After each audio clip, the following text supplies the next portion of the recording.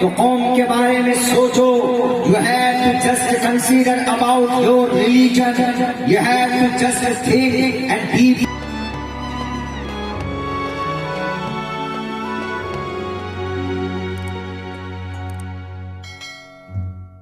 نحمده ونستعينه ونستغفره ونؤمن به ونتوكل عليه ونعوذ بالله من شرور أنفسنا ومن سيئات أعمالنا من يهده الله فلا مضل له ومن يضلله فلا هادي له ونشهد أن لا إله إلا الله وحده لا شريك له ونشهد أن سيدنا ومولانا محمدا عبده ورسوله. أما بعد فأعوذ بالله من الشيطان الرجيم. بسم الله الرحمن الرحيم. وقال فتية آمنوا بربهم وزدناهم هدى وربطنا على قلوبهم. وقال الله تبارك وتعالى في القرآن المجيد تعاونوا على البر والتقوى ولا تعاونوا على الإثم والعدوان. صدق الله العظيم. قال النبي صلى الله عليه وسلم شاب نشأ في عبادة الله وهو في الجنة. وقال النبي صلى الله عليه وسلم عن عمره فيما أبلاه وعن شبابه فيما أفناه أو كما قال النبي عليه الصلاة والسلام. All praise be to Allah, peace and blessings on the Prophet of Allah subhanahu wa ta'ala, his descendants and all of his companions. I seek refuge in Allah from the Satan, the rejected and accursed. In the name of Yamaha, Shanna, Indro, Brihaspati, Namo Brahmane Namaste Vayo, Tamev Pratiksham Brahmasi.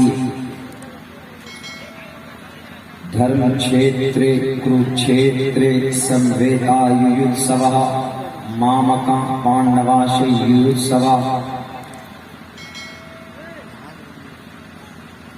Kutastva Kashmalidam Vishme Anarya Jushtam Kirti Anarya Jushtam Swargyam Kirti Karmajunaha Hirde Torpalyam Drishti Pota Vastra Pota Yased Padam Vastra Pota Jalam Kabhed Matraman Pitaman Charyaman Purusho Vedaha. Om Shanti, Om Shanti, Om Shanti.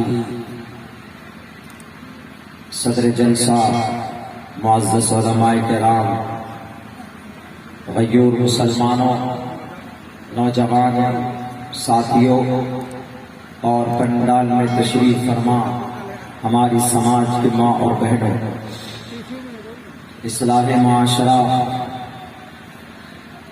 اور تعلیمی بیداری conference کے banner تلے ہم اور آپ جمع ہوئے.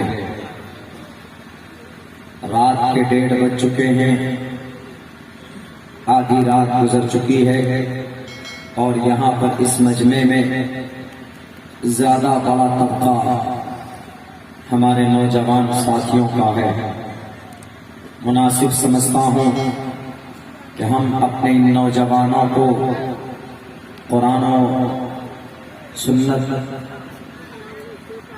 شریعت کے پلیٹ فارم سے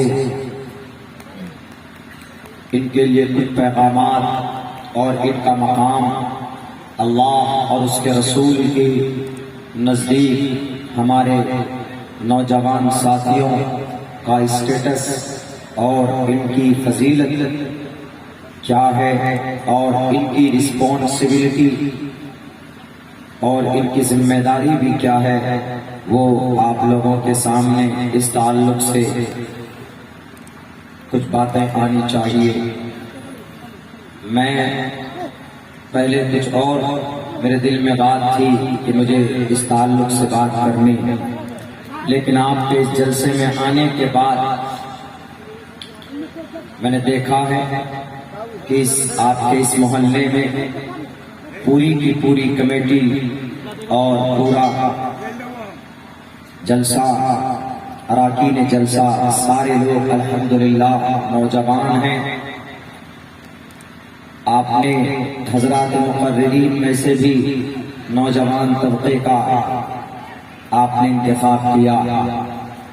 ہمارے حضرت قاری نیاز صاحب وہ بھی اسی لسٹ میں ہیں، انہیں ثابت نوجوان نہیں کہہ سکتے.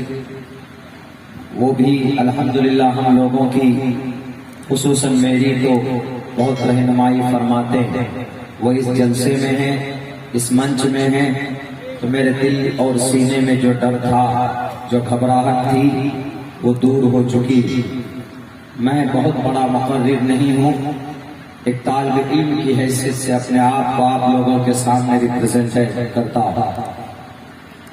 تو میرے بھائیوں، میرے ساتھیوں، یہ واقعتاً حقیقت ہے کہ جب کسی قوم کا نوجوان طبقہ، کسی بھی قوم کا یا کسی ملک کا یا کسی آرگنائزیشن کا یا کسی تنظیم کا یا کسی جماعت کا نوجوان طبقہ، اگر اس کے اندر انقلاب پیدا ہو جائے، اگر ان کے قدم صحیح راستے پر پڑنے لگیں، تو یہ بات روز روشن کی طرح آیا ہے کہ پھر وہ جماعت اور اس قوم کو اور اس تنظیم کو کامیاب ہونے سے دنیا کی کوئی طاقت نہیں روک سکتی.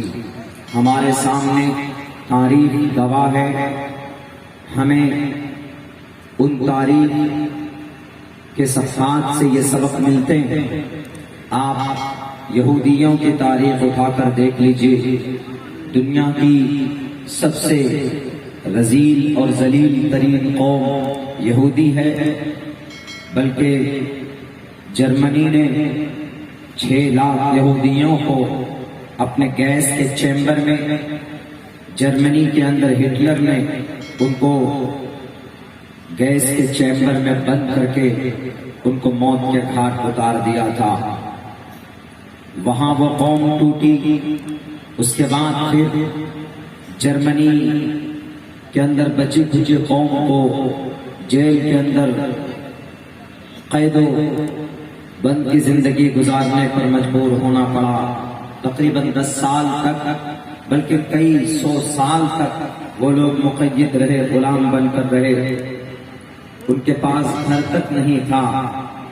مگر جب اس قوم نے دیکھا کہ ہم وہ قوم ہیں جس کے اوپر اللہ کی بہت ساری مہربانیاں ہوئی، من و سلوہ کا نزول اسی قوم پر ہوا، اور انہوں نے اپنی پچھلی تاریخ دیکھی کہ ہمیں دنیا کے اندر ہم نے اپنی فرمائش کے مطابق جب ہم اللہ سے لہسن پیاز کا انتظام کروا سکتے ہیں، ہم اپنی مرضی کے مطابق اپنے کھان پان کا کے شرائط کے اوپر اللہ کو راضی کر سکتے ہیں، اللہ سے ہم یہ چیزیں لے سکتے ہیں، تو دنیا کے اندر پھر بھی ہم ذلیل اور رسوا ہو رہے ہیں. تو انہوں نے اپنے اندر تبدیلی پیدا کی، اور آج کی تاریخ میں at a time just right now, ابھی کے وقت میں دنیا کی سب سے مضبوط کوئی قوم اگر ہے تو وہ یہودی اور جوڈائزم.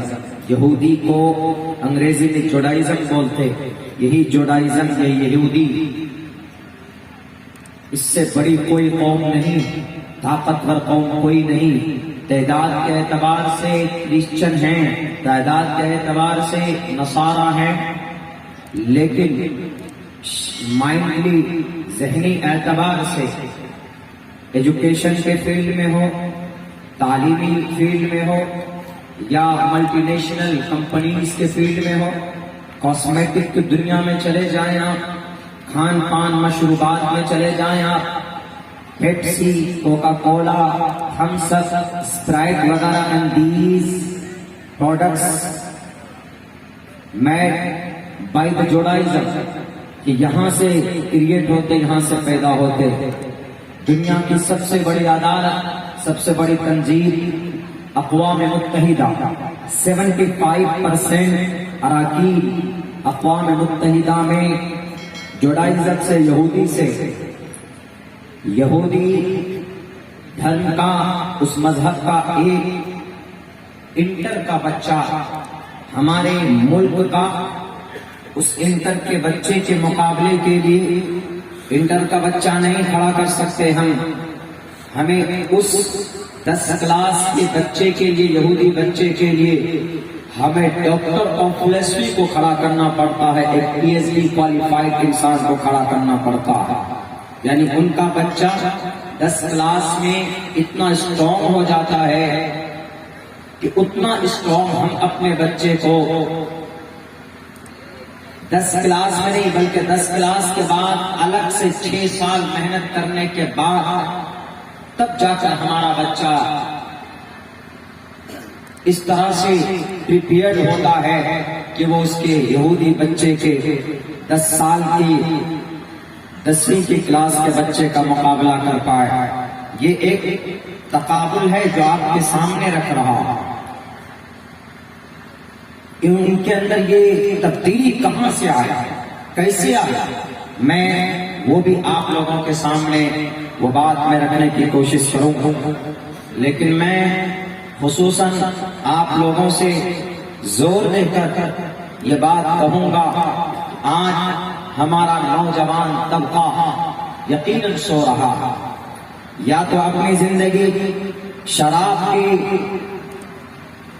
شراب میں اپنی زندگی کو ڈال کر تباہ و برباد کر رہا ہے، یا ناجائز امور میں یا ناجائز حرکات و سکنات میں اپنی زندگی کو تباہ کر رہا ہے، یا تو سوشل میڈیا میں اپنی زندگی کا ایک بڑا حصہ ختم کر رہا ہے، برباد کر رہا ہے. انہیں معلوم ہی نہیں کہ اللہ تبارک و تعالیٰ نے ان کی جوانی کی کیا فضیلت رکھی، انہیں پتہ ہی نہیں کہ ان کی جوانی کی عبادات کی کیا قیمت ہے اللہ کی نظر میں.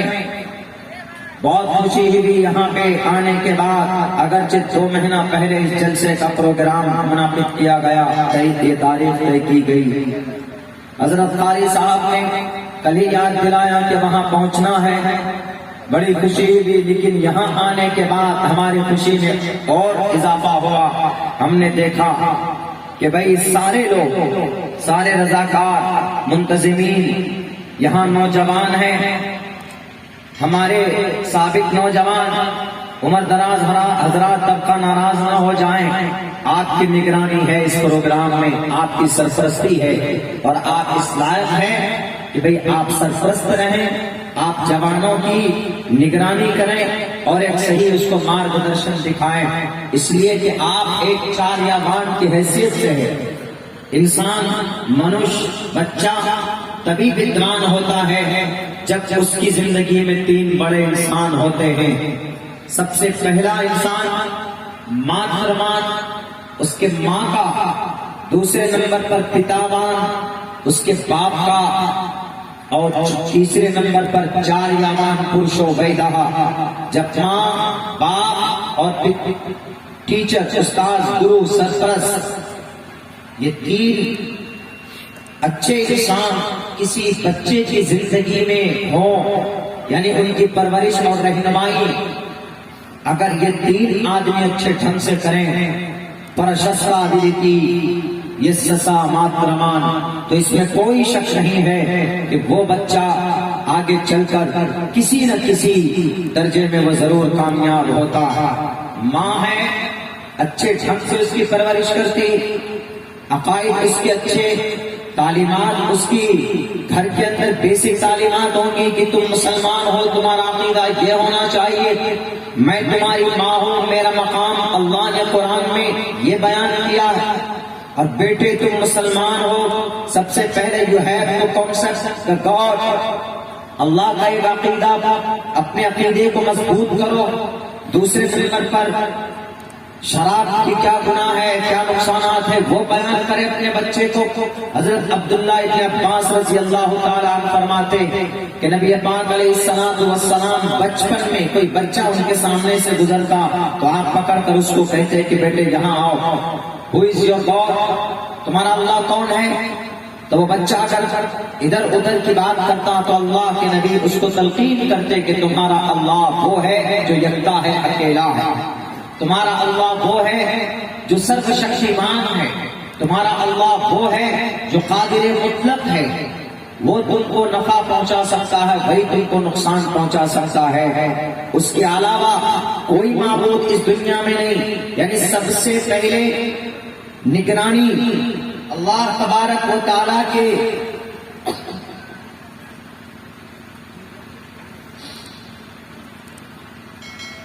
اللہ تبارک و تعالیٰ کی ذات و صفات کے بارے میں اس بچے کو تلقین کرتے، اور اللہ کے نبی فرماتے ہیں کہ بچے کے اذہان اور اس کے قلوب بالکل سادے پیپر کی طرح ہوتے ہیں۔ جو چیز آپ نے اس کے دل و دماغ میں ابھی بچپن سے آپ نے ان کی تربیت کر کر ان کو بتا کر آپ نے بٹھا دی، وہ مر جائے گا، کٹ جائے گا، لیکن کبھی بھی اپنے اس بنیادی اور بیسک تعلیم سے وہ کبھی ہٹ نہیں سکتا۔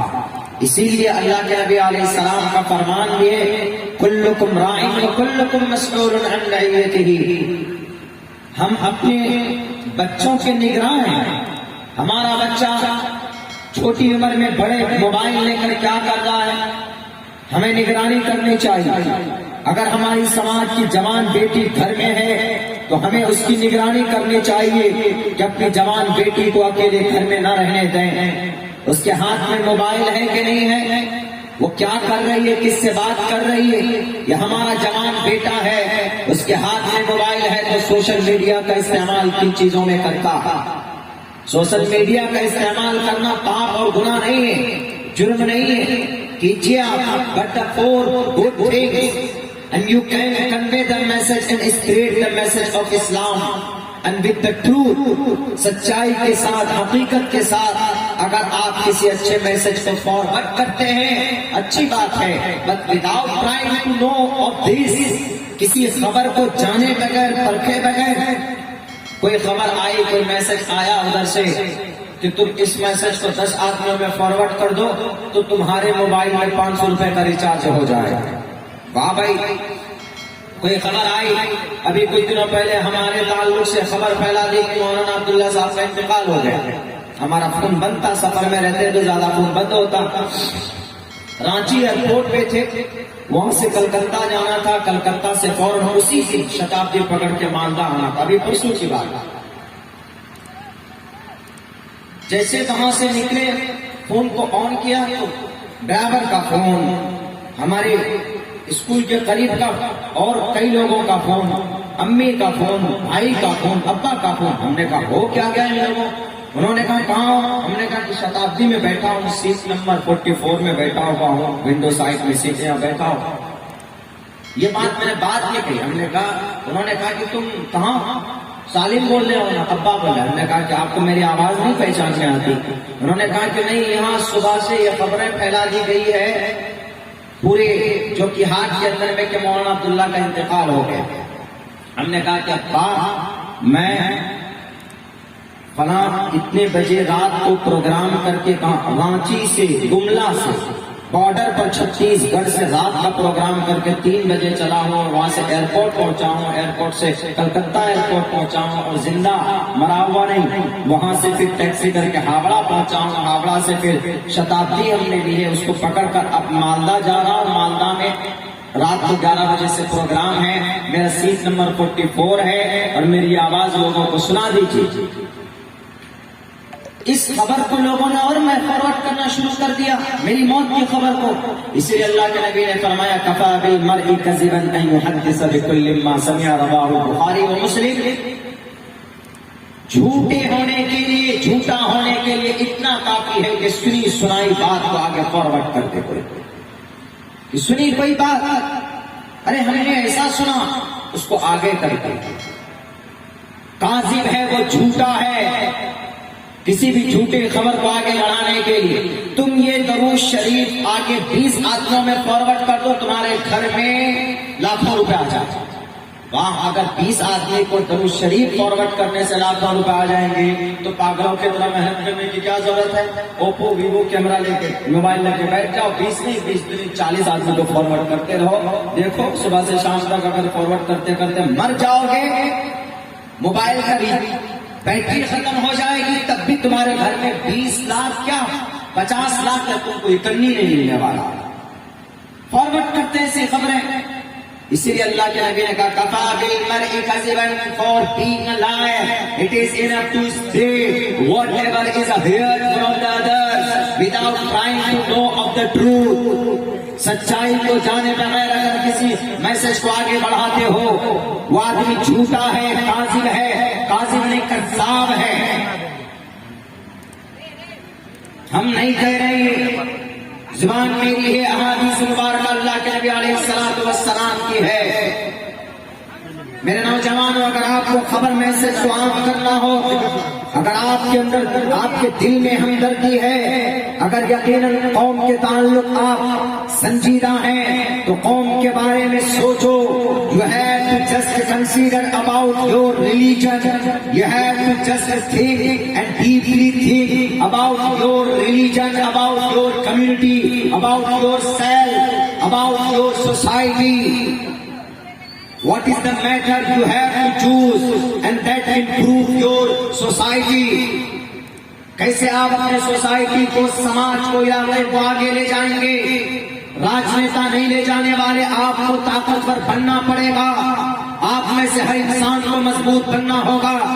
بوڑھے تو بن نہیں پائیں گے. ہمارے قوم اس ملت کے، ہمارے نوجوان اس قوم کی تقدیر ہے، ہمارے نوجوان اس قوم کی امانت ہے. تاریخ اٹھا کر دیکھ لی جائے کہ علاقے کے اندر، دنیا کے اندر، سماج کے اندر اگر ترقی پیدا کی ہے کسی نے، اگر علاقے کو، قوم کے دشا کو، ان کی تقدیر کو اگر کسی نے اپنے ہاتھوں سے، اپنے افعال سے، اپنے کردار سے اگر بدلا ہے تو تاریخ گواہ ہے کہ وہ نوجوان طبقہ ہے. میرے نوجوان ساتھیوں، شراب میں اپنی زندگی کو برباد مت کرو، چغل خوری میں اپنی زندگی کو برباد مت کرو. اور میں یہ کہوں گا کہ چغل خوری میں اپنی زندگی کو برباد مت کرو. لا يدخل الجنة قتال and a person will not enter the paradise who talks about others, who talks ill about others. جو کوئی کسی کے بارے میں اگر غلط بیانی کرتا ہے تو وہ کبھی بھی جنت میں نہیں جائے گا. چغل خور جنت میں نہیں جائے گا. غلط طریقے پر لوگوں کو پریشان کرنے والا. آپ کو اللہ نے جوانی دی، آپ کی جوانی کا ایک مقام بیان کیا. اللہ کے نبی سے کہلوایا کہ بتا دو لوگوں کو وَمِنْ عُمُرِهِ فِيمَا أَبْلَىٰ. کل قیامت میں تمہاری عمر کے بارے میں سوال کیا جائے گا کہ تم نے 60 سال کی زندگی کہاں بتا کر کیا ہے. بتاؤ چوکمنی والوں، اور بتاؤ اس محلے کے نوجوانوں اور سابق نوجوانوں، پوری دنیا کے کلمہ پڑھنے والوں کے سامنے سوال رکھا جائے گا. لیکن جوانوں، ایک اور سوال ہوگا اس کے ساتھ میں، وَعَنْ عُمُرِهِ from the childhood to the old age. تمہارے بچپن سے لے کر بڑھاپے تک، بڑھاپے سے لے کر موت تک تم نے کیا کیا؟ ختم ہو جانا چاہیے تھا اس سوال میں معاملہ، لیکن نہیں، اور سوال قائم کیا. وَعَنْ شَبَابِهِ، الگ سے آپ کی جوانی کو نکالا اور کہا وَعَنْ شَبَابِهِ فِيمَا أَفْنَىٰ. جوانی کہاں بتا کر آئے؟ تمہاری جو 25 سال سے لے کر 40 سال کی زندگی تھی، 50 سال کی، یہ جو پیریڈ تھا تمہارا 20 اور 25 سال کا، کہاں بتا کر آئے؟ 6 پیک بنانے میں. 6 پیک بنانا تھا تو حضرت ابراہیم کی طرح بنانا. اپنے ڈولے بنانے میں، ڈولا بنانا تھا تو حضرت موسیٰ کی طرح ڈولا بناتے. کیا جواب دیں گے؟ الگ سے سوال قائم کیا. وَعَنْ شَبَابِهِ فِيمَا أَفْنَىٰ.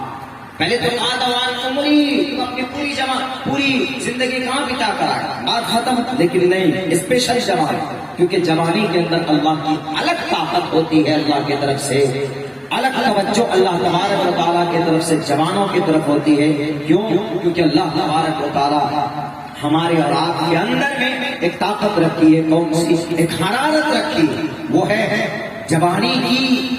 اور جوان جب کھڑا ہو جاتا ہے کسی بھی مسئلے کو لے کر، عبادات کے میدان میں آ جائے تو بہت بڑا اللہ کا ولی بن سکتا ہے. اور اگر انصاف لینے کے میدان میں آ جائے تو بہت بڑا انصاف پرست بن سکتا ہے. اور اگر سوشلسٹ بن جائے وہ اگر وہ خدمت گزار بن جائے تو بہت بڑا ہیلپر بن سکتا ہے اپنے قوم اور سوسائٹی کے لیے. کیوں؟ تاریخ ہمیں بتاتی. میرے نوجوانوں اٹھاؤ تاریخ، آپ اصحاب کہف کا واقعہ دیکھو. میں نے قرآن کریم کی آیت پڑھی وقال فیۃ آمنوا بربہم وزدناہم ھدی وربطنا علی قلوبہم. اس وقت کا بادشاہ 300 سال پہلے حضرت عیسیٰ علیہ السلام سے 300 سال پہلے کا واقعہ ہے. ایک دقیانوسی بادشاہ تھا، ظالم بادشاہ تھا. ان کے ظلم سے، فساد سے، ان کی بت پرستی سے تنگ آ کر نوجوان نکل کر ایک درخت کے نیچے بیٹھ جاتے. وہاں پر الگ الگ کم سے کم 6-7 نوجوان بیٹھے. ان کی بت پرستی اور ان کی غلط نیتی اور ان کے اناپ شناپ قانون نافذ کرنے کی وجہ سے جب نکل گئے باہر تو ایک دوسرے سے بات جب چالو اور شروع ہوتی ہے کیوں آئے؟ سب نے کہا کہ ہم اس ظالم کے ظلم سے پریشان ہیں، اس کے غلط اناپ شناپ قانون نافذ کرنے سے ہم لوگ پریشان ہیں، ہم لوگ اس اللہ کی عبادت کرنا چاہتے ہیں. تو سب کہتا ہے کہ ہم سب کا مقصد یہی ہے. تو اللہ سے دعا کرتے ہیں کہ اللہ ہماری تو مدد فرما دے. اے اللہ اس ظالم بادشاہ دقیانوس سے ہمیں بچا. دقیانوس کا مطلب ہم لوگ بولتے ہیں بعض موقعوں پر کہ یہ تو دقیانوسی ہے. دقیانوسی کا مطلب پرانے زمانے کا. تو حضرت عیسیٰ کی زندگی سے 300 سال پہلے، یعنی اب سے 2300 سال پہلے دقیانوس کا زمانہ. اور ان نوجوانوں نے اللہ سے دعا کی اس ظالم بادشاہ کے ظلم سے تنگ آ کر کہ ہماری مدد فرما. تو اللہ تبارک و تعالیٰ نے کوئی غار میں بھیجا اور وہاں پر وہ تقریباً 309 سال تک سوتے ہیں. جب وہ زندہ ہوئے، نیند سے جاگے تو بحث کرنے لگے کہ کتنے دن تک ہم سوئے. کسی نے کہا کہ 1 لمحہ، کسی نے کہا کہ 1 دن. اس کے بعد یہ بحث ہوتی رہی. اس میں سے ایک نے کہا کہ بھائی بحث بعد میں کریں گے، پہلے بھوک لگی، جاؤ ذرا کھانا لے کر کے آؤ. ان کے پاس جو سکہ تھا وہ سکہ لے کر کے ایک کو بھیجا کہ جاؤ کھانا لے کر کے آؤ. وہ گئے کھانا لینے کے لیے. ان کے ناخن بڑے لمبے لمبے بال، اس لیے کہ 300 سال سے ادھک سوتے رہے غار میں. اللہ نے ان کو سلایا، کروٹیں تھی وہاں پر سورج کی. کہا جاتا ہے کہ یہ غار آج کی ڈیٹ میں اوتھینٹک روایت ہے کہ ترکی کے اندر پایا جاتا. وہاں اس حساب کا یہ غار ہے کہ وہاں پر سورج کی روشنی دور سے جاتی ہے، ڈائریکٹ نہیں پڑتی ہے. پہلے گئے، وہ جب گئے کہا کہ بھیا مجھے یہ چکن دے دو، بھیا مجھے یہ ذرا چاول اور دال دے دو. کہا کہ لاؤ. پیسے ہوئے کتنے؟ گئے ایک ہوٹل میں تو وہاں سامان پیک کیا، پیسہ دینے لگے. اس وقت 300 سال پہلا جو دقیانوسی بادشاہ تھا، کرسچن بادشاہ تھا، یہ ابراہیمی بادشاہ تھا. حضرت ابراہیم کی دین جو شریعت کی اس وقت کا بادشاہ تھا. انہوں نے کہا کہ یہ دقیانوس کے زمانے کا سکہ لگ رہا ہے، 300 سال پہلے ان کا زمانہ تھا. انہوں نے کہا کہ 300 سال پہلے. اب وہاں سے کھانا وانا چھوڑ کر کے وہ بھاگ کر کے آیا کہ بھیا آپ تو 300 سال سوئے. تعجب میں پڑ گئے، کھانا وانا سب بھول گئے وہ. اس کے بعد پتا چلا کہ اس وقت جب وہ اٹھے تھے سو کر، اس وقت کا بادشاہ جو تھا وہ بید و سیس تھا. یعنی حضرت عیسیٰ کا وجود اور ان کی شریعت کے مطابق ایک بادشاہ آ چکا تھا. تو اس بادشاہ کو پتا چلا تو بلوایا سب کو. بلانے کے بعد ایک مسجد تعمیر کروا دی. کیا کیا مسئلہ ہوا تو ان کے سامنے انہوں نے باتیں رکھی کہ یہ معاملہ ہوا تھا. ایک مسجد قائم کروا دی. پھر وہ چلے گئے. کہا جاتا اسی کار میں گئے، جا کر دوبارہ سو گئے تو سوتے رہ گئے. تو میرے بھائیوں، میں اس واقعے سے بتانا چاہتا ہوں کہ جب جوان چاہیں تو کسی بھی ظلم کے خلاف کھڑا ہو سکتے ہیں. جوان چاہے تو اپنی نفس کے شیطان کے ناک میں نکیل ڈال سکتا ہے. اگر جوان چاہے تو اپنے سماج کے اندر انقلاب پیدا کر سکتا ہے. اس کے اندر اللہ نے اتنی طاقت دی ہے، ظلم کے خلاف آواز بلند کر سکتا ہے. آپ کے اندر اللہ نے وہ طاقت دی. اگر تب بھی یقین نہیں آتا ہے، تاریخ اٹھا کر دیکھ لو میرے نوجوانوں، میرے ساتھیوں. حضرت ابو بکر صدیق رضی اللہ تعالیٰ عنہ جب ایمان لائے، ان کی عمر کتنی تھی؟ یاد رکھیے گا، میں آپ کو کوئی قصہ کہانی نہیں سنا رہا ہوں. ابھی آؤں گا آپ کے مطلب کی چیز آخر میں تھوڑا سا ایکسپلین کروں گا. لیکن یہ چیزیں ہمارے لیے ضروری، کیونکہ آج یہ قوم بزدل بن چکی. آج ہمارا نوجوان طبقہ اور شراب کی زندگی میں تباہ ہو رہا، ان کی زندگی تباہ ہو رہی۔ تریپورہ کے مسلمانوں پر، وہاں کے مائنورٹیز پر، وہاں کی 12 مسجدیں شہید کر دی گئی۔ ہم ان کے لیے پروٹیسٹ بھی نہیں کر پائے، ہم بھارت کے سنویدھان کے مطابق ان کے لیے آواز بلند نہیں کر پائے۔ صرف ہم فیس بک کے اوپر ٹرینڈ کرتے ہیں، release and justice for Tripura's Muslim and release Maulana کلیم الدین صدیقی صاحب۔ صرف سوشل میڈیا پہ ٹرینڈ کرنے سے انصاف نہیں ملنے والا ہے، آپ کو میدان میں آنا ہوگا۔ ایک ہاتھ میں قرآن کو رکھ کر، دوسرے ہاتھ میں سنویدھان کو رکھ کر ظالم طاقت کے سامنے کھڑا ہونا ہوگا۔ آپ کو جب اللہ نے اپرچونیٹی دی ہے، اللہ کے نبی علیہ السلام نے ظلم کے خلاف آواز بلند کر کے دکھایا ہے، تو آپ اسی قوم کے، آپ اسی نبی کے امتی ہونے کے باوجود آج آپ اتنے بزدل کیوں بن گئے؟ نوجوان طبقہ اپنی جوانی کی اہمیت کو کیوں بھول گیا ہے؟ اٹھاؤ تاریخ، اس دنیا کا، اس امت کا، اس قوم کا فرعون ابو جہل کا نرسنہار کرنے والا کوئی بہت بڑا فوجی نہیں تھا، بلکہ 13 سال کا نوجوان حضرت معاذ بن عمر اور حضرت محفوظ بن افرا رضی اللہ تعالیٰ عنہ تھے۔ ایک کی جوانی، ایک کی عمر 13 سال ہے، دوسرے کی عمر 14 سال ہے، لیکن جب ہاتھ میں طاقت ہوتی ہے، جب اللہ کا خوف دل میں ہوتا ہے، تو کسی بھی باطل سے ٹکرانے کی جرات رکھتے ہیں، اور پھر خاتمے کا اور رزلٹ کا اللہ تبارک و تعالیٰ کے اوپر بھروسہ کر دیتے، چھوڑ دیتے ہیں کہ نتیجہ کیا نکلے گا۔ میرے نوجوان ساتھیوں، اٹھاؤ تاریخ بن زیاد کی کتنی عمر تھی؟ انہوں نے پورے قسطنطنیہ، پورے اندلس کو فتح کیا تھا۔ محمد بن فاتح 22 سال کی عمر میں پورے قسطنطنیہ کو فتح کیا تھا۔ امام مالک رحمت اللہ علیہ 17 سال کی عمر میں مدینہ المنورہ کے قاضی اور مفتی شہر بنائے گئے تھے۔ یاد کرو حضرت عبد الرحمن بن اوسر کی زندگی کو 21 سال کی عمر میں اندلس کو، یورپ کو فتح کیا تھا۔ آپ یاد کرو عتاب بن اسید کو، ان کی زندگی دیکھو، 17 سال کی عمر میں مکہ المکرمہ کے گورنر بنائے گئے تھے۔ کہاں ہے یہ؟ صرف تاریخ کے اندر یہ باتیں رہیں گی؟ نہیں، یہ 1450 سال بعد میں آنے والی قوم کے لیے ہے کہ تم بزدل مت سمجھنا، تمہارے لیے صرف ایک آواز نہیں اٹھائے گا، تم صرف کسی چمتکار کا انتظار مت کرنا، کسی میریکل کا انتظار مت کرنا، تم ایک مسلمان ہو، اللہ سے ڈرنا، اور زمین پر اگر کوئی فرعون آ جائے تو اس کے سامنے ڈٹ کر کھڑا ہو جانا ہوگا۔ تو کیا ہوگا؟ موت ہوگی، مر جائیں گے، چلے جائیں گے، اس دیش کے لیے شہید ہو جائیں گے، لیکن اس دیش کے سنویدھان کو جھکنے مت دینا۔ اپنے قرآن کی حفاظت کے لیے اپنے سینے کو لا کر تان کر سامنے کھڑا کر دینا۔ حضرت علی کی زندگی کتنی تھی، عمر کتنی تھی جب وہ ایمان لائے؟ ماتر 12 سے 14 سال کی عمر۔ حضرت عثمان کتنی عمر میں ایمان لائے؟ 20 سال کی عمر۔ حضرت عثمان 20 سال میں، حضرت عمر کتنی سال کی عمر میں ایمان لائے؟ 26 سال کی عمر۔ یہ نوجوان ہیں، بوڑھے نہیں ہیں یہ۔ 26 سال کی عمر میں حضرت عمر ایمان لائے، اور 20 سال کی عمر میں کون؟ حضرت عثمان۔ اور 12 سے 14 سال کی عمر میں کون ایمان لائے؟ حضرت علی۔ میرے نوجوانوں، حضرت علی جب ایمان لانے کے لیے اللہ کے نبی کے پاس آئے، کے اندر کہ اللہ کے نبی I want to convert my Islam, I want to convert my religion into the Islam۔ ہم اسلام کو اپنے دل کے اندر اب سے جو برائیاں تھی میں نکالنا چاہتا ہوں، میں اپنی زندگی اسلام کے مطابق گزارنا چاہتا ہوں۔ نوجوانوں، آپ کے لیے وہ علی کی بات کر رہا ہوں جس نے 2.5 ٹن خیبر کے دروازے کو اکھاڑ کر پھینک دیا، جو 70 آدمی نہیں اٹھا پاتے تھے، وہ علی۔ جب اللہ کے نبی کے پاس آئے تو اللہ کے نبی، میں اسلام قبول کرنا چاہتا ہوں، میں گواہی دینا چاہتا ہوں کہ اللہ ایک ہے، آخری نبی اور رسول۔ تو اللہ کے نبی کے چچیرے بھائی خواجہ ابو طالب، آپ کے چچا، ان کے بیٹے حضرت علی، تو اللہ کے نبی نے کیا کہا کہ علی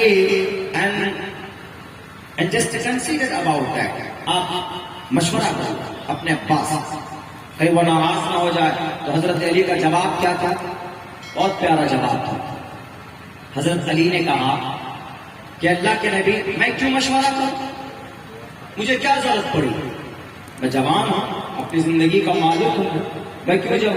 انہوں نے کہا کہ تمہارے ابا ہیں، ان کی وجہ سے تم آئے ہو دنیا میں۔